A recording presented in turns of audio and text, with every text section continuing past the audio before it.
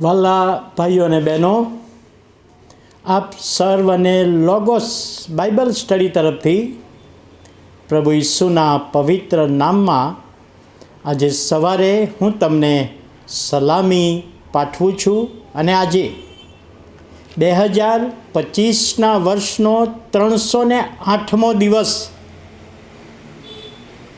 4 November 2025 અને મંગળવારનો નવો દિવસ આપણા જીવનોમાં પ્રભુએ બતાવ્યો.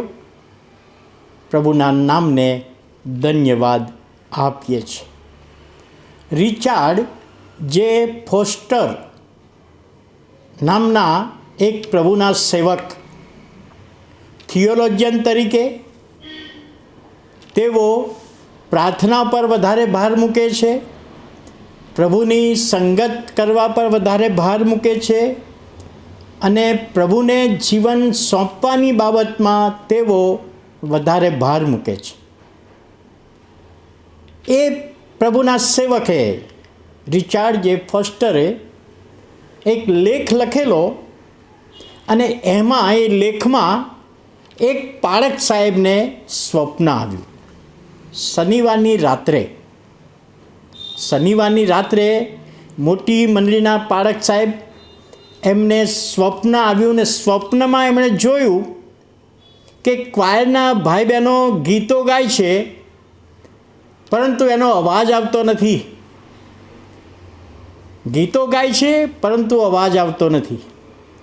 સભાજનો ઊભા ક્વાયરની સાથે ગીતો ગાય છે પણ સભાજનનો પણ અવાજ આવતો નથી. પાળક સાહેબ પુલપીટ પર ઊભા થયા, સ્વપ્નમાં પ્રાર્થના કરી, એમનું મોં હાલે છે, હોઠ હાલે છે પરંતુ અવાજ આવતો નથી. સંદેશો આપ્યો ત્યારે સંદેશામાં પણ અવાજ ના આવ્યો અને આ પાળક સાહેબ સ્વપ્નમાં નિરાશ થઈ ગયા. કેમ આજે કોઈનો અવાજ નથી આવતો? કોઈ ટેકનિકલ ખામી હશે?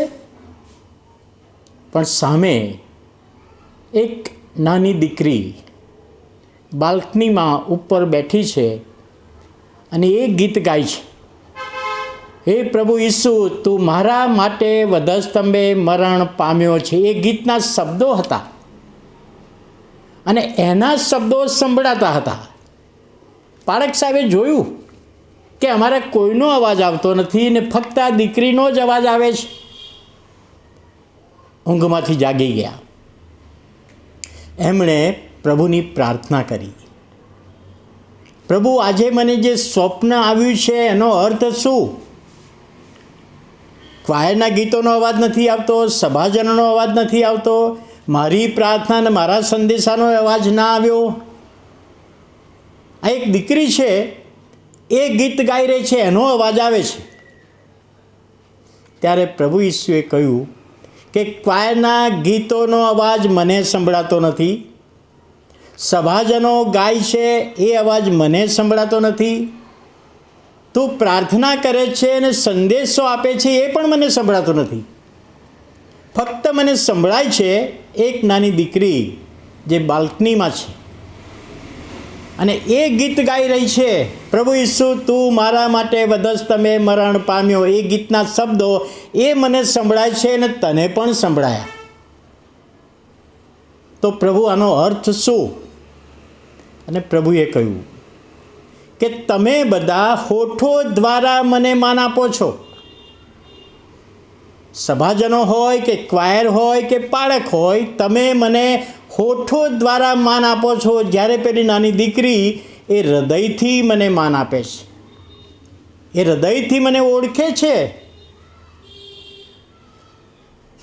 મત્થીની લખેલી સુવાર્તા તેનો 15મો અધ્યાય અને 8મી કલમમાં પ્રભુનું વચન છે, હોઠોના શબ્દ દ્વારા તમે માન આપો છો પણ હૃદય તો મારાથી વેગળા છે. હું કેવી રીતે સાંભળું અને મને સંભળાય પણ નહીં.